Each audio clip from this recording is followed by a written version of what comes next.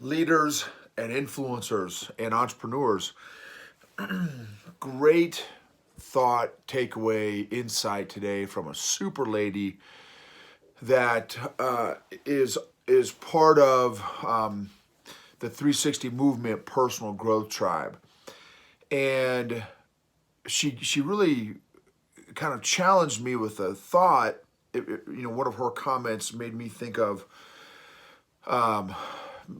something about adversity. What is my ability to embrace the whole journey, the mountains, the mountaintops, and the valleys? What is my ability and capacity to get the most out of the sucky times in life, the times that, and maybe even also not just the valleys, but sometimes the plateaus? What is my ability to stay engaged enough mentally, emotionally, physically, spiritually to get the most out of each of those phases, the mountaintops, the valleys, the plateaus? Definitely the plateaus and the valleys. There's nothing sexy about the plateaus and the valleys. There's nothing exciting about the plateaus and the valleys.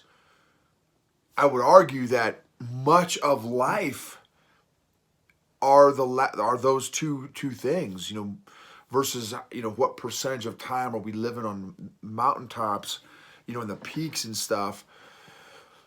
So how can I get better at getting the most out of those times? What battle drills, what emotional battle drills, mental, spiritual battle drills can I have in place to maximize those plateaus and the valleys? What are some questions? What are some plateau questions? Some plateau growth questions, some valley growth questions that I can ask myself and have on lockdown, that boom, okay, this is clearly, I'm in a plateau right now.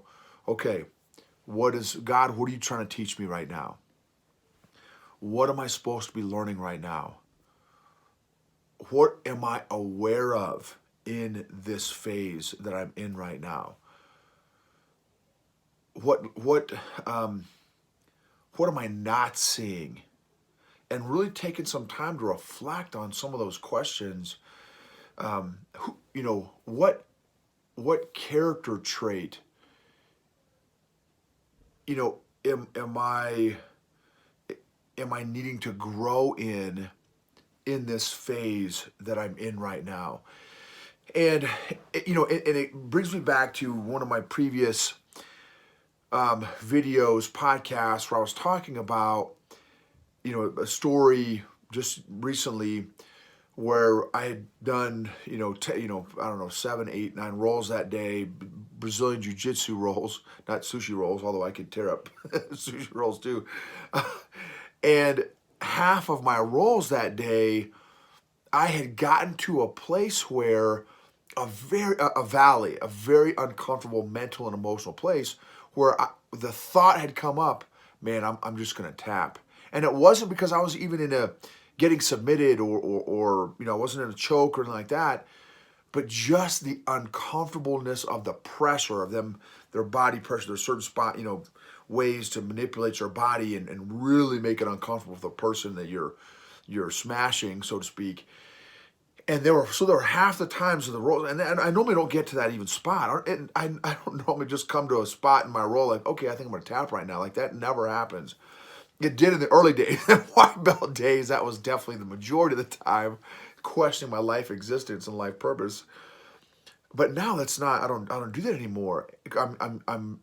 I've gotten comfortable being uncomfortable, and so I except for these 4 times, and so just, after listening to, Jolene with a really great insight that she had made, for me, it's like, okay, well, when I'm in these uncomfortable spots, and not just obviously doing Brazilian Jiu-Jitsu, but in life, how can I get the most out of this moment? What can I be learning? What move can I do to get out of this bad position that I'm in? Not just Jiu-Jitsu, but also life. When you're in that plateau, when you're in that valley, what's one thing you can do? What's one, and again, maybe it's that series of questions. Maybe stick them on a 3x5 card. Maybe stick it on your bathroom mirror, stick it on your refrigerator, or put it on your phone as a daily reminder. What questions can you ask yourself to stay mentally, emotionally, spiritually fresh and on point, so that plateau or that valley does not extend longer than it needs to. Excuse me. Now, one of the things that I got from my counselor, a guy that does some great counseling for us, like for Kathy and I, because I go through series of valleys and stuff like that, and he said, and this was so fascinating. I hope you guys are still with me on this, because I'd love to hear your thoughts in the comments and stuff. I'd love to hear from you on some, kind of maybe your battle drills. Do you have battle drills? What's your battle drills to get out of a plateau or a valley? But one of the things he said when I was talking to him about one of the valleys I was in, he said, "Man, Noble, the way you're talking about your valley is from a place of guilt." He's like, "Why are you doing that?" And I'm like, what do you mean?" He's like, "Well, it sounds like the way you're expressing your valley is it's a bad thing." And I'm like, "Dude, am I getting punked right now?" Like kind of in my head, the definition of a valley is a bad thing. Right? It's negative. Who wants to be in a valley? And he said, "Well, why is a valley a bad thing?" So now he's making me question everything, right? Like, okay, wait a second. Like, dude, what do you mean, why is a valley a bad thing? And he said, "Well, why, like, what if God is teaching you something in the valley? What if he's wanting you to learn a lesson, teach you a point, and you're missing it because you just think it's a bad thing and you're trying to get out of it as fast as possible?" He said, "The next time you get in a valley or a plateau," he said, "don't look at it as a bad thing." He said, "Embrace it and use it as a learning tool. Like, okay, this is a different lesson in my learning journey, in my book, my emotional growth journey, my faith journey. This is a different chapter. It's a different chapter in the book. It's just another chapter. And the next chapter will be, maybe you'll be coming out of the plateau or coming out of the valley, whatever. But don't miss the chapter. Don't skip that chapter. Don't skip that lesson. Make sure that you're taking the time to learn what you can." He said, and don't try to rush out of it. He said, embrace it. Feel what you're supposed to feel. Pay attention to what emotions are you feeling in there. What thoughts do you have in that valley, in that plateau? What are those thoughts telling you? What are those feelings telling you? Can you see any trends in those thoughts? Can you see any trends in those feelings? And again, and ask God, "Hey God, what am I supposed to be learning right now?"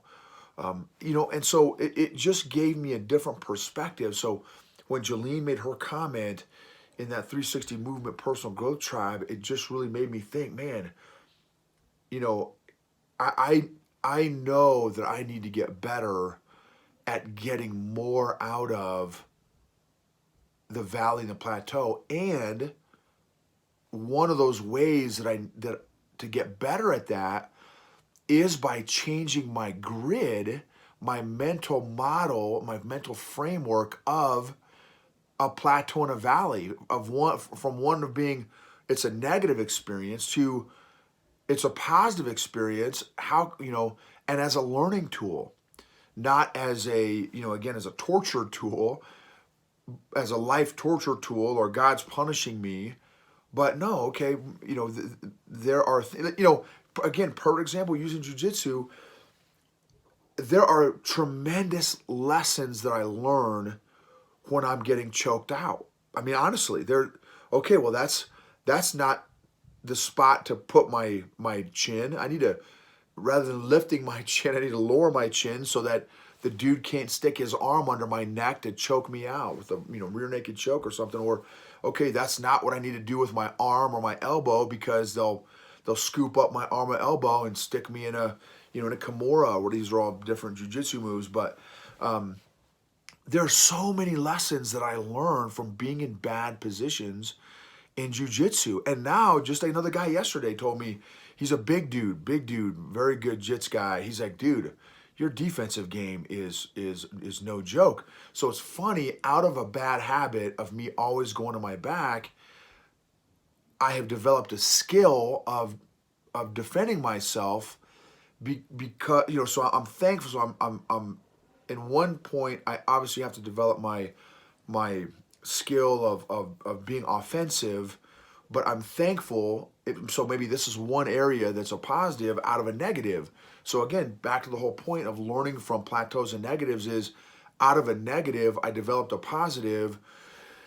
And so how can I do that with my life? How can I, again, but framing again bad positions as a positive, not as a negative.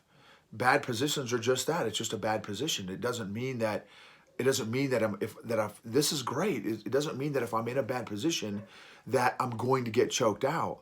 It doesn't mean that if I'm in a bad position that I'm going to get armbarred. It just means that it's a bad position. So what can I learn? Again, this kind of ties into my other post I did, other podcasts or episode I did on timing. What are the steps that led up to this, which you can also do with a plateau and a valley? What are the steps that led up to this plateau? What are the steps that led up to this valley? Was it an internal thing that led me there, or an external thing that led me there? What were the what happened? What were the series of events? Again, what can you learn from that? So anyway, that's my lesson for today, is how can I be more effective at learning from the plateaus and the valleys in my life, and savor those just as much or more as the mountaintop experiences. So again, and I love being on this emotional growth journey with you guys, and growing in your emotional fitness, so that we can change the world by changing your world by changing you.